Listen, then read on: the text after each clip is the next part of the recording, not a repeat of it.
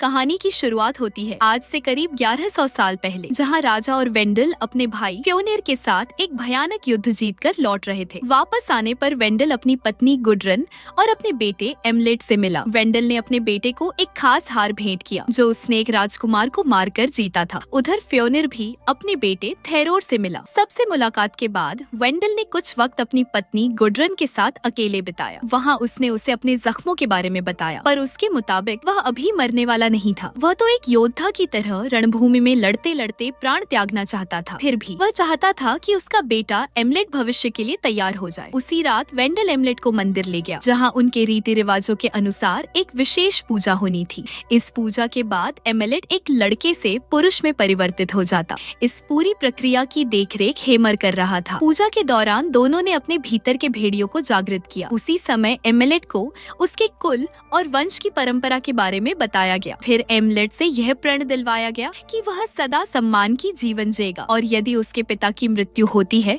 तो किसी भी परिस्थिति में उसका बदला अवश्य लेगा। इसके बाद हेमर ने उसे एक विशेष पेय पिलाया। जैसे ही उसने उसे पिया, उसकी आंखों के सामने अजीब दृश्य आने लगे और जब उसने अपने पिता के घावों को छुआ, उसे अपने सभी पूर्वज दिखाई देने लगे। थोड़ी देर बाद जब पूजा समाप्त हुई और दोनों बाहर निकले तो अचानक कुछ नकाबपोश योद्धाओं ने उन पर हमला कर दिया। एमलेट अपने पिता की मदद करना चाहता था, पर वेंडल ने उसे वहाँ से भाग जाने को कहा ताकि उसकी जान बच सके। एमलेट दौड़कर एक बड़े पत्थर के पीछे छिप गया। वहाँ से उसने देखा कि कैसे उसके पिता पर एक के बाद एक तीर बरस रहे थे और जब हमलावरों का मुखिया अपना नकाब उतारता है तो एमलेट के पैरों तले जमीन खिसक जाती है। वह कोई और नहीं बल्कि वेंडल का अपना भाई फ्योनिर था, जिसने राजा बनने की चाह में अपने ही भाई की हत्या कर दी थी। इसके बाद फ्योनिर ने अपने आदमियों को एमलेट को खोजने का आदेश दिया, पर तब तक एमलेट जान बचाने के लिए जंगल की ओर भाग चुका था। फिर भी फेनर नाम का एक आदमी उसे पकड़ लेता है, लेकिन एमलेट उसकी नाक काटकर वहाँ से भाग निकलता है। कुछ समय बाद जब वह अपने गांव लौटा तो उसने देखा कि फ्योनिर के सैनिक वेंडल के सभी समर्थकों को एक एक कर मार रहे थे। उधर फ्योनिर ने अपने भाई की पत्नी गुडरन का अपहरण कर लिया था। वहीं फेनर नहीं चाहता था कि किसी को पता चले कि वह एक बच्चे से हार गया है, इसलिए उसने फ्योनिर से झूठ कह दिया कि एमलेट मर चुका है। अपनी टूटी हुई दुनिया को देखकर एमलेट अंदर से बिखर गया था। उसने अपनी पुरानी जिंदगी को पीछे छोड़ने का फैसला किया। वह समुद्र किनारे पहुंचा, एक नाव उठाई और दूर कहीं चला गया। उसने खुद से एक वचन लिया कि वह अपने पिता की मृत्यु का बदला जरूर लेगा और अपनी माँ को भी बचाएगा। कई वर्ष बीत गए। अब एमलेट लैंड ऑफ रस में एक वाइकिंग जनजाति के साथ रहता था। अब वह राजकुमार नहीं बल्कि एक निर्दयी योद्धा बन चुका था। वाइकिंग्स लुटेरों की तरह जीवन जीते थे। वे गांवों पर धावा बोलते, लोगों को बंदी बनाकर दूसरे देशों में गुलामों के रूप में बेच देते। ऐसी ही एक लूट में जब उन्होंने गदाक्री गांव को जीता तो एमलेट घूमते घूमते एक मंदिर तक पहुंचा। वहीं उसकी मुलाकात साइरस से हुई, जिसने उसे उसके वचन और उसके प्रतिशोध की याद दिलाई। साइरस ने यह भी कहा कि एमलेट अपने प्रतिशोध के मार्ग में निश्चित रूप से सफल होगा, पर इसके लिए उसे उस गांव तक पहुंचना होगा जहां अब फ्योनिर रहता है। साइरस ने और भी बातें बताई कि आने वाले समय में वह एक लोमड़ी का पीछा करेगा और वही पीछा उसे एक रहस्यमयी तलवार तक ले जाएगा, जिसका उपयोग कर वह अपने प्रतिशोध को पूरा कर सकेगा। गायब होने से पहले साइरस ने यह भी बताया कि वह एमलेट की मदद इसलिए कर रही है क्योंकि उसका संबंध मैडन किंग की वंश परंपरा से है, जिसका रहस्य उसे भविष्य में ही समझ आएगा। अगली सुबह एमलेट को पता चला कि गदाक्री गांव से पकड़े गए सभी बंदियों को एक व्यक्ति फ्योनिर के पास भेजा जा रहा है। यह नाम सुनते ही एमलेट चौकन्ना हो गया और उसने तुरंत अपने दुश्मन के बारे में जानकारी इकट्ठा करनी शुरू की। उसने जाना कि अपने भाई वेंडल की हत्या के कुछ ही दिनों बाद नॉर्वे के राजा ने फ्योनिर पर हमला कर दिया था। राज्य छिन जाने के बाद फ्योनिर को सब कुछ छोड़कर आइसलैंड भागना पड़ा था। उसी समय एमलेट की नजर एक कौवे पर पड़ी और उसे याद आया कि उसके पिता को किंग ऑफ द रेवेंस कहा जाता था। उसने इस घटना को एक संकेत माना। फौरन उसने अपने बाल काटे, गुलामों के कपड़े चुराए और अपने सीने पर गुलामी का निशान बना लिया। आखिरकार वह उसी जहाज पर सवार हो गया जो बंदियों को लेकर फ्योनिर के पास जा रहा था। उस जहाज पर उसकी मुलाकात ओल्गा नाम की एक औरत से हुई जो खुद को एक जादूगरनी बताती थी। वह जानती थी कि एमलेट एक वाइकिंग है, फिर भी उसके प्रति उसका व्यवहार स्नेहपूर्ण था। यहाँ तक कि जब अतीत की यादें एमलेट को भीतर से तोड़ने लगती, तब ओल्गा ही उसे संभालती। यात्रा के दौरान उनका जहाज एक भयंकर तूफान में फंस गया, पर तमाम मुश्किलों के बावजूद वे किसी तरह आइसलैंड पहुँच गए। वहाँ पहले से ही फेनर उनका इंतजार कर रहा था। उसने सबको बंदी बना लिया और उन्हें फ्योनिर के विशाल खेत पर ले गया, जहाँ फ्योनिर अपने बेटों थॉर और गनर के साथ मौजूद था। कमजोर और थके भटके हुए गुलामों को देखकर फ्योनिर ज्यादा खुश नहीं हुआ। वह उन्हें वापस भेजने की सोच रहा था, पर एमलेट अपनी मंजिल के इतने करीब आकर पीछे हटने वाला नहीं था। उसने अपनी ताकत दिखाने के लिए अपने बगल में खड़े एक आदमी को जोर जोर से पीटना शुरू कर दिया, ताकि फ्योनिर समझ सके कि इन गुलामों में अब भी कुछ में जान बाकी है। जब फ्योनिर ने उसका नाम पूछा तो एमलेट ने एक झूठा नाम बताया। उसकी ताकत देखकर फ्योनिर ने तय किया कि उसे और कुछ अन्य बंदियों को खेतों में काम पर लगाया जाएगा। उसने कुछ और औरतों को भी चुना, लेकिन उसकी सबसे ज्यादा नजर ओल्गा पर थी। फार्म पर अपनी पहली ही रात एमलेट ने एक चाकू चुराने की कोशिश की। उसी वक्त उसकी नजर बाहर घूमती एक लोमड़ी पर पड़ी, बिल्कुल वैसी ही जैसी साइरस ने भविष्यवाणी में बताई थी। एमलेट ने समझ लिया कि वह सही दिशा में बढ़ रहा है। अगले दिन वह बाकी गुलामों की तरह काम करता रहा और इसी दौरान उसे फ्योनिर के घर में प्रवेश करने का मौका मिला। वहाँ पहुंचकर वह स्तब्ध रह गया, क्योंकि उसकी माँ गुड्रन अब भी जिंदा थी और उसने फ्योनिर के दूसरे बेटे गनर को जन्म दिया था। उसी रात एमलेट उस लोमड़ी का पीछा करते हुए एक गुफा तक पहुँच गया। वहाँ उसकी मुलाकात एक तांत्रिक से हुई, जिसने उसे एक कटा हुआ सिर दिखाते हुए बताया कि उसने हेमर का सिर तब से संभाल कर रखा है जब फ्योनिर ने उसकी हत्या की थी। वह तांत्रिक एमलेट की असली पहचान जानता था। फिर उसने अपने मंत्रों के जरिए एमलेट की बात हेमर की आत्मा से करवाई। हेमर ने उसे ड्रॉगर नाम की प्राचीन तलवार की कथा सुनाई, एक ऐसी तलवार जिसे केवल रात के समय ही चलाया जा सकता था। उस तलवार को पाने के लिए एमलेट को उसके स्वामी माउंट ड्वेलर से मिलना था, और ऐसा करने के लिए उसे केवल चांदनी की रोशनी पर भरोसा रखना था। वहाँ से जाने से पहले तांत्रिक ने उसे चेतावनी दी कि आने वाले समय में उसे दो राहों में से एक चुननी होगी, या तो अपने प्रियजनों के लिए प्रेम या अपने शत्रुओं के लिए घृणा। इसके बाद एमलेट एक अंधेरी गुफा में उतरा, जहाँ उसे ड्वेलर का मृत शरीर दिखाई दिया, जिसके हाथों में वही तलवार थी जिसकी तलाश वह कर रहा था। जैसे ही उसने तलवार छीनने की कोशिश की, ड्वेलर अचानक जीवित हो उठा और उस पर हमला कर बैठा। तभी एमलेट को हेमर की वो बात याद आई, चाँद की रोशनी ही तुम्हारा मार्ग दिखाएगी। उसने पूरे जोर से ड्वेलर को चांदनी में धकेल दिया, और जैसे ही चाँद की किरणें उस पर पड़ी, ड्वेलर जमीन पर झुक गया। अब एमलेट को उसे मारने का एक आसान मौका मिल गया, लेकिन जैसे ही उसने ड्वेलर को परास्त कर पीछे मुड़कर देखा, वह अब भी उसी के सामने खड़ा था, जैसे सब कुछ फिर से शुरू हो गया हो। इस बार जब उसने तलवार उठाई तो ड्वेलर शांत खड़ा रहा और बिना कुछ कहे उसने तलवार एमलेट को सौंप दी। फार्म पर लौटते ही फ्योनिर के कुत्ते ने उसे सूंघ लिया और जोर जोर से भौंकने लगा। उसे शांत कराने के लिए एमलेट खुद भी भेड़िए की तरह दहाड़ उठा। कुत्ते के इस व्यवहार पर फ्योनिर ने ध्यान नहीं दिया और बिना कुछ बोले वहाँ से चला गया। उस रात फ्योनिर ओल्गा के कक्ष में पहुंचा, पर ओल्गा ने कहा कि उसके पीरियड्स चल रहे हैं। यह सुनकर फ्योनिर का मूड बिगड़ गया और वह झुंझलाकर वापस चला गया। बाहर छिपा एमलेट यह सब देख रहा था और उसने समझ लिया कि यह हमला करने का सबसे सही समय है। लेकिन तभी सूरज उग आया और उसे याद था कि उसकी तलवार सिर्फ रात में काम करती है, इसलिए उसने उसे छिपाया और शांतिपूर्वक वहाँ से चला गया। अगले दिन उसने ओल्गा को उस तलवार के बारे में बताया। ओल्गा ने तुरंत उसकी मदद करने का वादा किया, क्योंकि वह भी अपनी आजादी चाहती थी। फिर एमलेट ने कहा कि वह केवल फ्योनिर को मारना ही नहीं चाहता, बल्कि अपनी माँ गुड्रन को भी बचाना चाहता है, क्योंकि उसके अनुसार वह अब भी फ्योनिर की कैदी थी, जो अपने और अपने बेटे की सुरक्षा के लिए मजबूरी में वहाँ रह रही थी। अगले दिन फ्योनिर अपने बेटों और कुछ चुने हुए गुलामों को लेकर वहाँ के मुखिया के पास गया। वहाँ एक विशेष खेल आयोजित होने वाला था, जिसमें 2 टीमें होती, प्रत्येक में 5-5 योद्धा। उन सभी को एक गेंद के लिए लड़ना था और इस खेल में प्रतिद्वंदी को मार देना भी मान्य था। खेल शुरू होते ही चारों ओर हिंसा फैल गई। योद्धा एक दूसरे पर जानलेवा वार करने लगे। आखिर में मैदान में केवल 2 ही बचे, एमलेट और एक विशालकाय आदमी। उधर फ्योनिर की टीम हार की कगार पर थी, जिससे उसका बेटा गनर गुस्से से भर उठा। उसने गेंद छीनी और भागने की कोशिश की, लेकिन वह विशाल योद्धा उस पर झपटा। इससे पहले कि वह गनर को मार पाता, एमलेट आगे बढ़ा और उस राक्षस को मौत के घाट उतार दिया। उस रात जश्न के दौरान थॉरर ने एमलेट के पास आकर उसे बधाई दी और कहा कि अब उसे फार्म पर कुछ विशेष सुविधाएं मिलेंगी,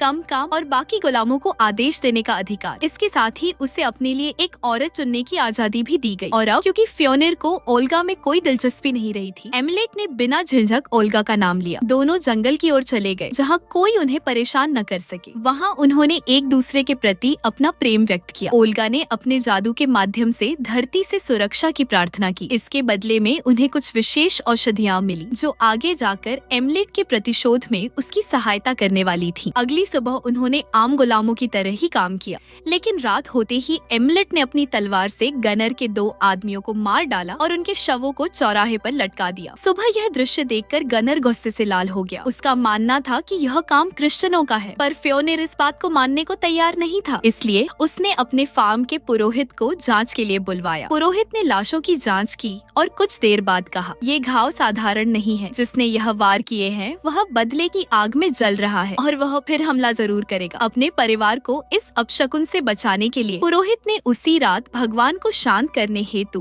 एक लड़की की बलि देने का निर्णय लिया। उधर जब वह बलि की तैयारी कर रहा था, एमलेट ने अपनी जादुई शक्ति से आसपास के सभी जानवरों से अजीब आवाजें निकलवाना शुरू कर दिया। इन आवाजों को सुनकर फ्योनेर का कुत्ता विचलित हो उठा और उसी पर झपट पड़ा। मजबूर होकर फ्योनेर को उसे मार देना पड़ा। जब सब लोग बाहर जानवरों की आवाजों का कारण देखने निकले तो एमलेट ने मौका पाकर मंदिर में प्रवेश किया। वहाँ उसने उस लड़की को मुक्त कराया और फिर पुरोहित को मारकर उसका शव मंदिर के भीतर ही लटका दिया। अगले दिन एमलेट चुपके से रसोई में पहुंचा और सूप में ओल्गा के दी हुए वे विशेष मशरूम्स मिला दिए। दूसरी ओर सभी गुलामों को फार्म की रक्षा का कार्य सौंपा गया था, लेकिन उन मशरूम्स के असर से हर किसी को विचित्र भ्रम होने लगे। लोग पागलों की तरह एक दूसरे पर टूट पड़े और वहाँ हाहाकार मच गया। इसी अफरा तफरी के बीच एमलेट ओल्गा की मदद से मुख्य भवन में घुसने में सफल हुआ। वहाँ उसकी मुलाकात अपनी माँ गुडरन शद से हुई। उसने तुरंत अपनी असली पहचान उसे बताई। गुडरन उसे जीवित देखकर चकित और प्रसन्न हुई, लेकिन उसके पास एक ऐसा रहस्य था जो एमलेट के पैरों तले जमीन खिसका देने वाला था। गुडरन के अनुसार वेंडल यानी एमलेट का पिता ने उसे एक गुलाम की तरह खरीदा था। वह कभी भी उससे प्रेम नहीं करती थी, बल्कि उसने ही फ्योनेर को उकसाया कि वह वेंडल की हत्या कर दे ताकि वह उस व्यक्ति के साथ रह सके जिससे वह वास्तव में प्रेम करती थी, यानी फ्योनेर। हत्या वाले दिन वह चिल्ला नहीं रही थी, वह तो हंस रही थी। यह सुनकर एमलेट के भीतर आग भड़क उठी। उसे लगा कि शायद उसे अपनी माँ को भी मार देना चाहिए, पर तभी गुडरन ने कहा, मैं जानती हूँ तुम अपनी माँ से कितना प्रेम करते हो। अगर तुम फ्योनेर और थॉरर को मारने में सफल हो गए तो मैं तुम्हें अपना राजा मान लूंगी। हम साथ मिलकर इस भूमि पर राज कर सकते हैं। इतना कहकर उसने एमलेट को चूम लिया, जो कि एक भयावह और अस्वाभाविक क्षण था, क्योंकि वह उसका अपना बेटा था। पर एमलेट उसके इस माया जाल में नहीं फंसा। वह तुरंत वहाँ से निकल गया और सीधे थॉरर के कक्ष में पहुँचा। वहाँ उसने उसे बिस्तर में ही मार डाला। इसके बाद वह ओल्गा से मिला और उसे पूरी सच्चाई बताई। अब जब गुडरन को उसकी पहचान का पता चल चुका था तो एमलेट जानता था कि वह अब इस फार्म पर गुलाम बनकर नहीं रह सकता। इसीलिए वह छिपने के लिए एक गुप्त स्थान पर चला गया। अगली सुबह जब फ्योनेर ने अपने बेटे की लाश देखी तो वह पागल हो उठा और तभी गुडरन ने उसे एमलेट की असली पहचान बता दी। सच जानने के बाद फ्योनेर ने गुस्से में एक एक करके सभी गुलामों की हत्या शुरू कर दी।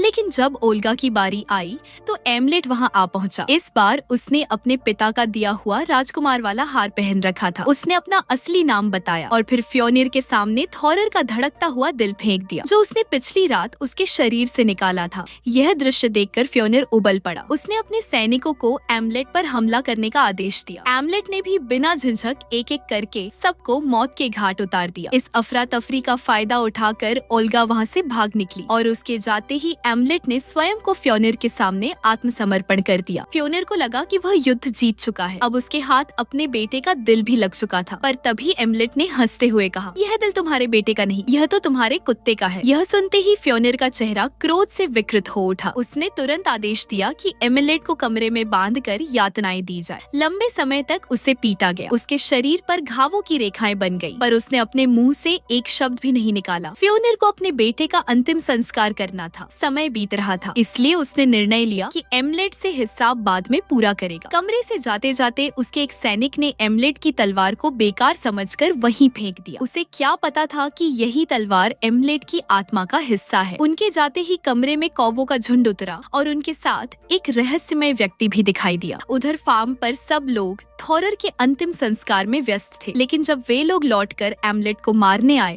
तो पाया कि वह वहाँ था ही नहीं। एमलेट को अब अजीब सी दृष्टियाँ दिखने लगी, मानो वह एक घोड़े पर बैठा हो और एक वेल्किरी उसे आकाश की ओर ले जा रही हो। पर जैसे ही उसकी आंख खुली तो उसने देखा कि असल में ओल्गा ने उसे बचा लिया था। एमलेट को अब यकीन हो गया कि शायद ओल्गा उसके भाग्य में लिखी है, इसलिए उसने निश्चय किया कि अब उसे उसी के साथ भाग जाना चाहिए। वे दोनों घोड़े पर सवार होकर पूरा एक दिन सफर करते रहे और अंततः समुद्र किनारे पहुंच गए। वहां उन्हें एक नाव में चढ़ने की अनुमति मिल गई। नाव पर सवार होते समय एमलेट की नजर ओल्गा के गले पर गई, जहां फ्योनिर के खंजर का निशान था। जब उसने उस घाव को छुआ तो उसकी आंखों के सामने उसके पुरखे, उसके पूर्वज झलक उठे। उसे पता चला कि ओल्गा गर्भवती थी। वह 2 बच्चों की माँ बनने वाली थी और उनमें से एक आगे चलकर मैडन किंग बनेगा। यह खबर सुनकर उसका हृदय भर आया, लेकिन वह जानता था जब तक फ्योनिर जीवित है उसके बच्चे कभी सुरक्षित नहीं रह सकते। उसी पल उसे तांत्रिक की बात याद आई कि एक दिन उसे प्रेम और घृणा में से चुनना होगा। एमलेट ने निर्णय लिया, वह दोनों चुनेगा। वह अपने अपनों के लिए प्रेम करेगा और अपने शत्रुओं के लिए घृणा। रात होते ही वह लौट पड़ा फ्योनिर का अंत करने। वह फार्म में चुपके से घुसा और एक एक करके सैनिकों का संहार करने लगा। जब वह मुख्य भवन में पहुंचा तो उसकी माँ गुड्रन ने उस पर वार कर दिया। मजबूरन एमलेट को उसे भी मारना पड़ा। पीछे से गनर ने हमला किया पर एमलेट ने उसे भी धराशायी कर दिया। तभी फ्योनिर वहाँ पहुंचा। अपने परिवार की लाशें देखकर उसकी आंखों में केवल नफरत बची थी। उसने कहा, मुझसे नरक के द्वार पर मिलो। यह कोई रूपक नहीं था, वह सचमुच वाल्किना हिल्का नामक स्थान की बात कर रहा था, जहाँ आग और लावा का दरिया बहता था। वहीं वे अंतिम बार आमने सामने होने वाले थे। एमलेट वर्षों से इसी क्षण का इंतजार कर रहा था। वह घायल था फिर भी चल पड़ा। पीछे मुड़कर देखा, पूरा गांव जल रहा था। उसके साथी गुलामों ने आग लगा दी थी। आखिरकार दोनों वाल्किना हिल्का पहुंचे। आग और धुएं के बीच उनकी तलवारें टकराई। युद्ध भीषण था। लावा के बीच 2 छायाएं नृत्य कर रही थी। एमलेट घायल था, कमजोर पड़ रहा था, पर अचानक उसके भीतर एक आदिम शक्ति जाग उठी। उसने पूरी ताकत से वार किया और फ्योनिर को वहीं काट गिराया। पर उसी क्षण फ्योनिर की तलवार भी एमलेट के आर पार चली गई। दोनों एक दूसरे को मार चुके थे। दोनों धराशायी हो गए, आग की लपटों में विलीन। मरने से पहले एमलेट की आंखों के सामने एक दृश्य तैर गया। ओल्गा अपने दोनों बच्चों के साथ बैठी सूरज की ओर मुस्कुरा रही थी और फिर सब कुछ शांत हो गया।